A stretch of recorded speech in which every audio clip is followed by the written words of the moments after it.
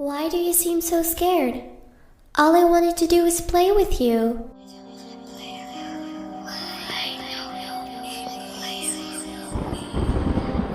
Welcome to Terror Tracks, hosted by best-selling horror author Jack Pierce.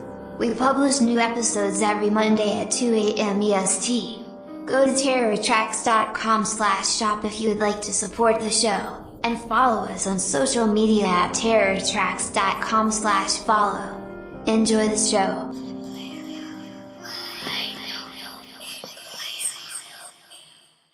Welcome back, everyone. In this episode of Terror Tracks, we will be talking about one of the most popular episodes of Are You Afraid of the Dark of all time, The Tale of the Midnight Madness. It's all about a vampire who comes out of a movie theater screen and wreaks havoc on the people inside. But before we get to that, we must continue our journey to Demora inside Under a Morning Star. Without further ado, let's get right back into the world of Under a Morning Star. I will see you in a moment.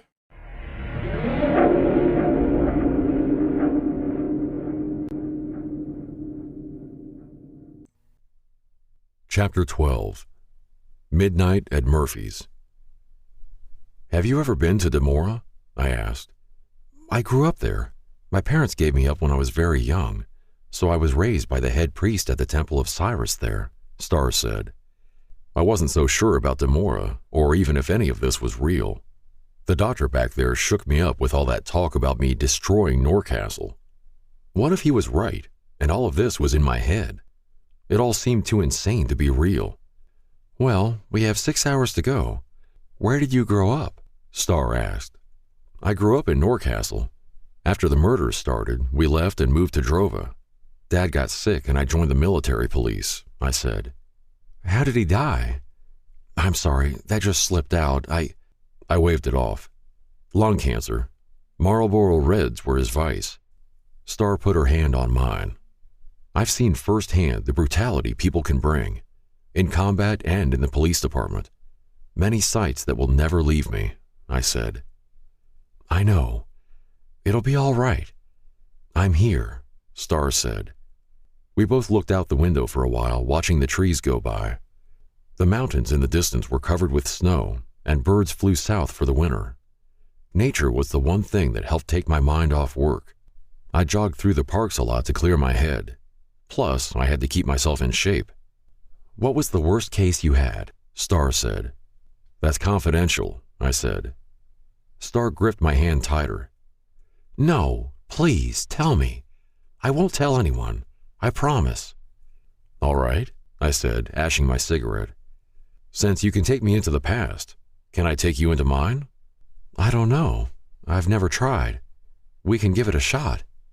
I laced my fingers with stars and focused on my past. My hands began to sweat and my mind raced. All of the bad memories came back to me. I wondered if I should subject her to this horror, but she asked. I felt my mind open entirely, and as I opened my eyes, we were back in Drova. We stood at the intersection of First and Broad Street. I looked around, shocked. It actually worked. We walked for a while, and I grabbed one of the Drova newspapers to see the date. April 9th, 2048. I was working on a case of a serial family murderer. He broke in at night. He used their blood to write cryptic messages on the walls, I said. Star's fingers, still laced with mine, trembled. Her grip tightened as we walked to the police station. No one inside could see or hear us. We walked past all of the officers and went into my office. My former self sat in the chair smoking a cigarette and typing 100 miles per hour on my laptop. There I am, working another 12-hour shift, I said. Sounds rough. I've never had a job like that before. I mean, I've worked at a few restaurants making money under the table when I was younger, Star said. I snickered. What's so funny? If I saw someone that looked like you walk up to give me coffee, I'd probably haul ass out of that store. Goth girls are meant to work at Hot Topic, not Denny's. Star's mouth dropped and she slapped my arm. I didn't wear this stuff to work, you know. I laughed harder. No, I just think it's funny that a little girl like you dressed up in all this gothic shit was a waitress. Did you come out in a dress and apron too? No, I wore regular clothes, she said. Star punched me in the nuts and I fell to the floor. I looked up at Star as she laughed at me. She gave me a swift kick to the side. Get up. I can't keep us here in your memory forever. Jesus, woman, I was just playing. Chill. I stood up and struggled to keep my balance. Once I pulled myself together, we walked to my filing cabinet and pulled out case file number 50321-8. Star opened the file and took her time looking at every single detail. Suspect, Dr. Dennis Murphy, age 42, height 6'1", weight 180 pounds. Charges, 12 counts of first-degree murder.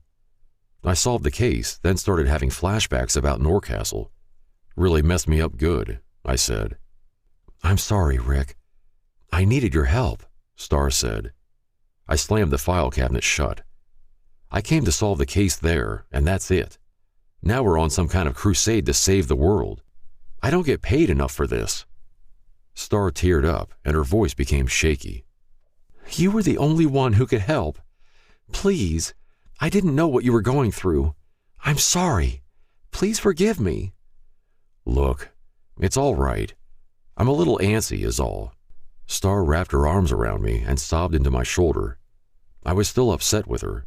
She dragged me out of my life to come be some kind of savior. She needed me, though. I couldn't let someone in need down. That's why I joined the force, to save lives. I thought about the night my best friend Devin died. I was at home relaxing from a long day when Chief Lewis called. Back then, I was just a rookie street cop. This was the only time I ever heard the chief not angry or upset. He told me to head to some address downtown, in the ghetto. As I pulled up, the chief and several officers were there. A couple ambulances parked at the scene as well. Then that unexplainable feeling of emotion hit me when I saw Devin inside this shitty crack house, slumped over on a couch with some dead girl occupying the other half. 2 other guys laid on the floor. He and these 3 people had been shot during a drug deal gone wrong. Devin was always a drug addict, but he was also my best friend since I was 16 years old. It hurt. The last thing he ever said to me was in a message congratulating me on making the force and how he promised he was going to start rehab soon. I kept that answering machine with his voice as a reminder as to why I keep doing this job. Let's get going. I have more to show you, I said. We left the police station and arrived on 1397 East 23rd Street, the Loudons house, the first victims of Murphy's killing spree. We walked through the police tape and up to the 2-story house where Sarah and James Loudon, along with their 2 children, Sam and Jeremy, were all murdered. The house was painted white with red shingles. I was called here around midnight to investigate the crime scene. The bodies were found after the neighbors heard gunshots. I was called in after responding officers found them. They kicked in the door, which muddied the waters in the investigation. I couldn't know for sure how Murphy got inside the house on this one. Before we go in, I have to warn you, it's bad. You don't have to come in if you don't want to, I said. I want to see what happened here, Star said. I opened the door slowly and walked inside. Bloody symbols were painted on every wall. The symbol of Ravel, the god of chaos. Murphy had a sick sense of humor. After he drained the bodies, he decapitated them and left the heads on the couch. A head sat on each couch cushion facing the TV. Another symbol had been painted onto the TV screen, a heart with an X on top of it. The other markings on the walls were in Rami, Remote's native language. The rough translation came out to, Ravel wills it. His followers chanted, thinking it would summon him. The kitchen was burned to a crisp. The empty fire extinguishers left by the door told us he intentionally burned only the kitchen and then put it out before it spread. He wanted people to see his work, his masterpiece. Murphy saw the murders as a magnum opus, a great work that should be admired by all around him. Star came into the living room and became fixated on the symbols. She knelt down by the TV. I've seen this before. Really? I asked. It looks so familiar. What is it? According to the documents analyzed by Dr. Gerard, that the symbol was one of a fictional deity. Ravel, god of chaos and metamorphosis. Metamorphosis? Murphy thought that by killing families, it would please Ravel. He could become a lieutenant in his order. What do you know about Ravel? Ravel is some fictional god created by psychopaths. Murphy was obsessed with this Ravel guy. His M.O. was to leave the symbol at his victims' houses to signal Ravel's return. What causes a man to become like Murphy? Starr said. Systematic abuse, maybe. Sometimes people are just born that way and are late bloomers, as we called them. He seemed normal for most of his life. Top of his class at Oryx Medical School. He was one of the city's most renowned surgeons. He was just a man dedicated to his work. So much so that it may have driven him over the edge. So he just snapped one day? I doubt it. I think he fantasized about it or became fed up with everyday life. He didn't derive enough pleasure out of his daily life, so he would take up destructive activities. Drugs weren't enough, and eliciting prostitutes never satisfied him. We had hours of tape from a time we brought him in on a rape charge. The victim recanted. Then the murders started. So you believe it was over the rape charge? No. I think he had planned it all in advance. Some corpses were defiled. I think he preferred them dead. That way they couldn't call the police. Starr hunched over with her hand over her mouth. She retched, but didn't vomit. She coughed a lot, then recovered soon after. There's more I have to show you. Come on, I said. I led Starr to his second victim's house, the Rochefield residence. This particular one was different. Murphy gave particular attention to this family. It wasn't as messy as the last. It was more calculated and precise. I opened the door and led her inside. The house looked pretty normal. We walked up the stairs and into the bedroom where we found two bodies lying in bed, cuffed to the headboard. They were stitched along the neckline, wrist, groin, and feet. I pulled back the blanket to show Starr. This was his second house. At least that's what we thought. We didn't know the exact order due to this one being a more silent kill. He found the two objectionable. They were swingers. He was against open marriages, so in order to fix them, he surgically operated on them while they were alive and awake. The autopsy report showed that he took out their larynx so they couldn't scream. They felt every incision, and he took his time. What about the children? Starr said with tears in her eyes. He gave them the merciful way out. He poisoned all three when he came to the door dressed as a delivery man. Starr collapsed to her knees and sobbed. Rick, I can't. We have to stop. There's only one place left. It'll bring you joy. I promise.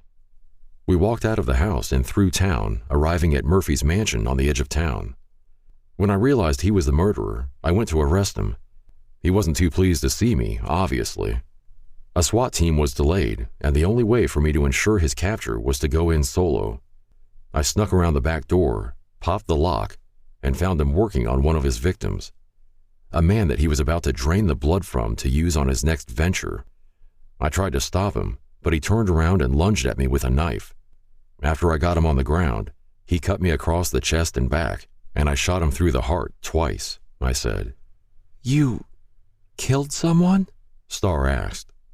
It wasn't my proudest moment. It kicked off the Norcastle flashbacks. Dr. Moore thought they all came from viewing an event similar to what happened back there when I was a kid. Regardless of what caused it, it's over now. We have to go back. I'm feeling weak, Starr said.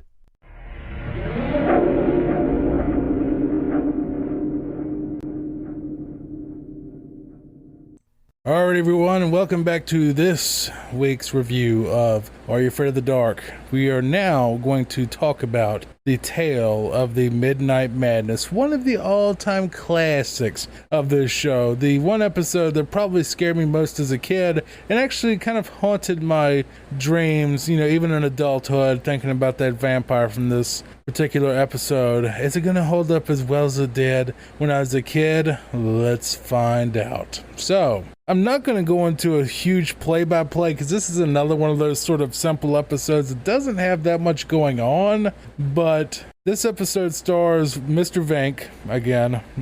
Dr. Vink with the v. I'm sure that you were correcting me right there. But he comes back, and the entire plot is he wants this dying theater to play his movie, and once the owner of the theater, or manager, or whatever you call him, who's just a schmarmy, awful guy that reminds me a lot of Mr. Krabs, actually, basically tries to rip off Vink, and then Vink activates the movie to make it where it's real, and the vampire comes out of the screen and kills like one person, and that's it. Kills the boss, chases the kids, goes back into the movie, and gets killed by the main character by pulling one of the drapes away from the window when the vampire burns to death. At the end. Oh boy. Let's go over a few things I loved. The vampire itself, once again, looks incredible. He is perfect, and they're trying to go for that 1920s Nosferatu sort of look, and I think he nails it, and it's just great. The vampire, incredible looking. One of the best costumes in Are You Afraid of the Dark history. Vink is here, so that gets a few points by itself because he's one of the best recurring characters. And I'm going to bring up an episode that's going to come later that I feel like might be a disappointment to, that he's in, called The Tale of the Dangerous Soup, which is another one of those episodes that's a lot like something that I would write in one of my books, but make it a lot darker and everything. I've really thought about doing something like the Dangerous Soup one, but I haven't really gotten around to that yet. But anyway, back on track with this. He shows up, he's always great. And honestly, even though I think that the boss is just like really stereotypical, he really reminds me of a human version of Mr. Krabs. He's greedy, he's schmarmy, he's just a douche, but he's just like a lovable one. You know, you can't help but love this guy and how, you know, greedy he is as a character. He's great. But this is another one of those things that they try to really force a plot that doesn't need to be there. And I know you've kind of noticed that probably in Are You Afraid of the Dark, especially with like The Final Wish and a few others before, where they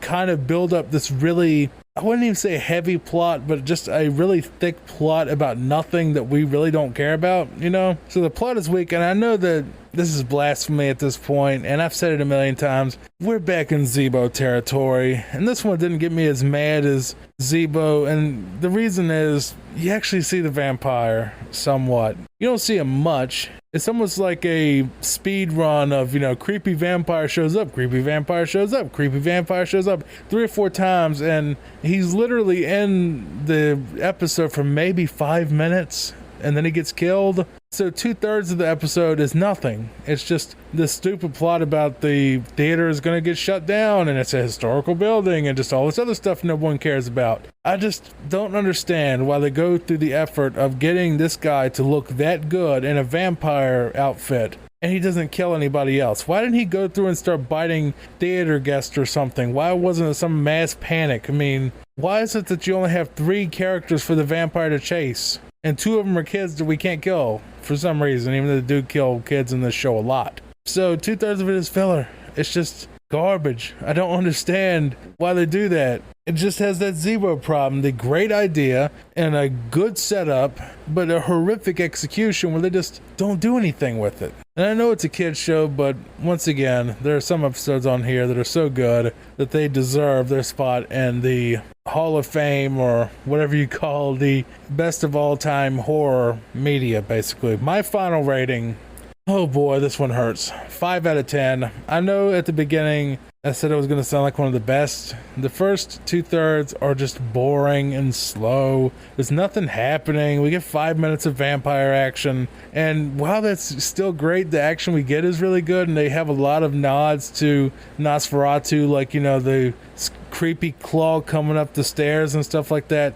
There's not enough vampire, and I don't understand why they do this, where they will get this perfect costume and have this great story and do nothing with it. They have 30 minutes, and I know that you'll say it's only a 30-minute episode. How much plot have they pushed into other shows that are only 30 minutes? I mean, I've seen episodes that had a lot more plot in a 15-minute runtime, or even a 10-minute runtime than this. But we now have a new sort of Are You Afraid of the Dark problem, which is, instead of having the monster at the beginning and them never doing anything with it, we're getting the monster, he's on camera, but he's not there very long, and then he gets defeated like immediately with like an anticlimax. Oh boy, this is going to be a rough series, isn't it? Anyway, all right, that's all I got for you this week. Thank you for listening.